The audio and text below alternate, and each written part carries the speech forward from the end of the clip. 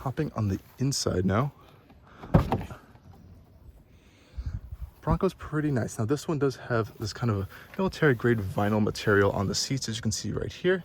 Really easy to kind of wash off.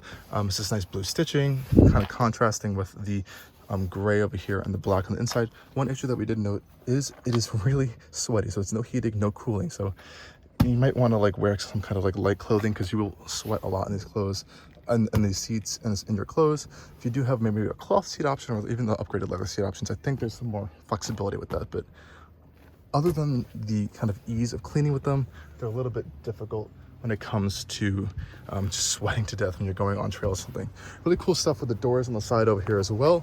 Again, they are removable, so your window switches are all located in the center console over here, as well as your mirror controls. But you do have lock and unlock controls on the door. Of course, your door unlock button. I really like how they bring the color of the exterior into the interior, which is really nice. Again, that kind of material is found on the door panels as well. The classics, of course, they're durable. It's supposed to be hard and rugged on this, so as expected, nice door cubby on the side of there as well. So really nice stuff. These are manual seats. We don't have power seats on this model, but I do believe you can get them on the higher trims. I really do like the Easter eggs on this one. So this one has some blue accents, nice grab handle on the side if you want to hop into your Bronco.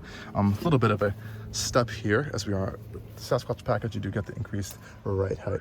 And again, this is the 2-door model, so hopping into the rear seats isn't the biggest problem either. So getting into there, you just pull this panel from like this, and you can push the seats forward.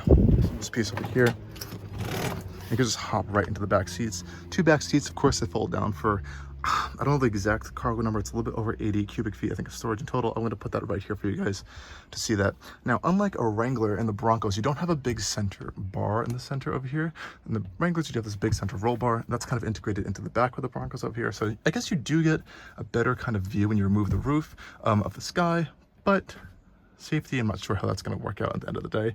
Of course, they're safe vehicles in general, but if you want extra safety, I guess, oops, sorry guys, I guess the Wrangler might be there for you to help out. In the back though, so you can see there's 2 additional speakers back there built into this bar, so they'll always be there. Don't have to worry about that. And again, these rear seats are additionally covered in this kind of like really easily washable fabric. You have some cup holders back there as well, which is really nice. The back of the seats are pretty cool. There's a lot of storage capabilities. So you have some netting right here, kind of like this weird like grid material we can kind of hook things onto. I guess that's kind of what Ford wants you to do. They do sell accessories for that as well, which is really nice. Pretty easy to put the seats back. So let's go hop in, take a tour of the interior, and we'll start it up so you guys can hear the engine under the hood. Because this one does have the 2.7 liter twin turbocharged EcoBoost V6, around 330 horsepower. Pretty nice stuff going on there.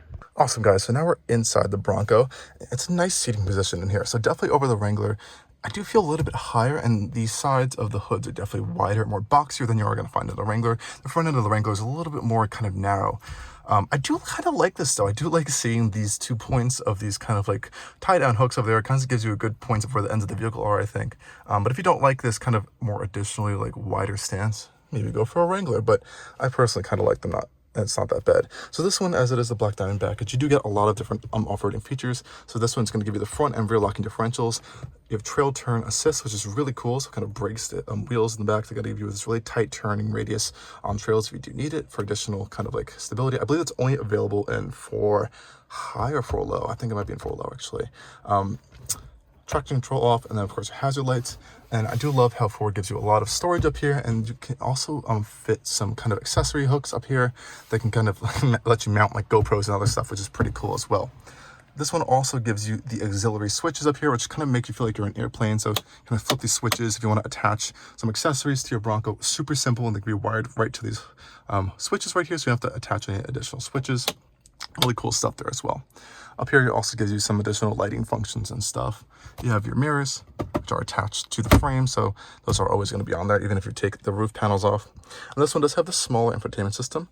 You can get an even bigger infotainment system. Honestly, not that bad of a size anyways, so I wouldn't even worry about that. It's perfect. Sync 4, pretty quick. It's the most recent Sync 4 system. Some of the other vehicles are a little bit slow with their system, but this one's not bad. Really nice interior. I do like this interior a lot more than the Wrangler as well. See the Bronco logo right on the dash right there. Some nice blue accents on the air vents right there as well. And again, an additional grab handle down here as well. Just pan down for you guys. Really nice. Really cool Bronco plaque as well. Designed and crafted in Dearborn, Michigan. Really nice stuff. There's Easter eggs all throughout this vehicle. As you can kind of see, there's like an American flag on the gear shift lever right here. Of course, the little Bronco on there as well. And you can manually shift this if you need to. Don't necessarily recommend it. You have to do it from the gear selector right here. There's no paddle shifters at all. Down here you have your GOAT mode, so it's your go all over all terrain function. So you've got your sand, snow, mud, all those different modes over there. And you also have your controls for your four-wheel drive system, so 2 high, 4 high, 4 automatic, 4 low. And I believe this one does have the optional kind of like off-road one-pedal driving for trail assist as well, which is a cool function. It's kind of like an off-road cruise control. And just like in the Wrangler as well, you can actually undo those things, hose out this interior as it is all lined in kind of like a washable material, and just kind of like hose out everything, and the water will drain straight through the floor, which is really nice as well. As I said before, your window controls are right here, as well as your mirror controls, and everything is coated in this really cool like durable rubber, so no water can really get into anything and ruin it. So Ford really did try to make this like a really durable, cleanable interior, which is nice. Center console is actually padded again with that same material. Pretty decent storage in there, not bad. And the seats are pretty comfortable other than this material on it. Again, the Bronco logo on there, nice stuff. I do like the shape of them, pretty supportive. Again, just not sure if I'd opt for this material. It's a little bit annoying. Let's turn on the Bronco. So of course, simple, turn on the Bronco with the stop start system. Just put your foot on the brake. It turns on really easily like that. Just make sure the air doesn't blast on us. And there's really cool Bronco animation that pops up in the center console when you turn it on as well. Really nice. Takes a little bit of load, but it's cool. This one does have the upgraded gauge cluster up here. Really nice stuff. You can see a whole bunch of information on there. So tire pressure, your off-road functions, trip computer, fuel economy, which isn't the biggest highlight of this vehicle, but who really cares about that? Tire pressure and all that stuff, like I said. I like this off-road gauge, it's pretty cool. It shows your tilt angle as well as what the four-wheel drive system is in there. And as I switch through the go over all terrain modes, you can see all the different functions. And depending on what Bronco you get, you're gonna get different go over all terrain modes function. I gotta say that really quickly. So you have sport modes, and you got, what else do we have in here? Slippery, sport, mud ruts. It's endless. Rock crawl. You can switch to them pretty quickly. I think there's a normal mode as well. And if you want to, there's an eco mode, but who really needs that? So yeah, there's a lot of nice stuff there. And of course you get your miles per hour gauge right there as well. So not bad. All your stalks right here. Now you only have one. Everything's pretty much integrated here with your turn signals and your wipers all into one stalk. And your headlight controls are all the way right down here as well. So pretty simple stuff. I do like the steering wheel as well. Pretty simple design. It is has a nice wrap around it. And again, even these buttons on the steering wheel are kind of coated in this rubberized material. Make it really easy to clean off, which is pretty sweet. Infotainment system is pretty quick actually for this new Sync 4 system. I've tested it out on a few other vehicles, and it's actually really slow. This is the quickest one I've seen so far, which is pretty impressive. I don't really feel any lag, which is nice. The other ones I have, there's a lot of lag built into those. You can tow with this. I'm going to put the towing figures right here for you guys because I can't remember off the top of my head, but they're not super impressive for the Bronco. Definitely going to want to opt for a different vehicle if you want to tow more. Do have some driver assistance functions, not too much. This one does have a rear reverse camera, so I put it in the reverse. You can see the rear camera right there. And you have a trailer camera as well, but there's no front camera. I believe you have to do upgrade to get the front camera on that, unfortunately, which would have been a nice function, but you don't have that on here. And yeah, that's pretty much it with the Bronco interior.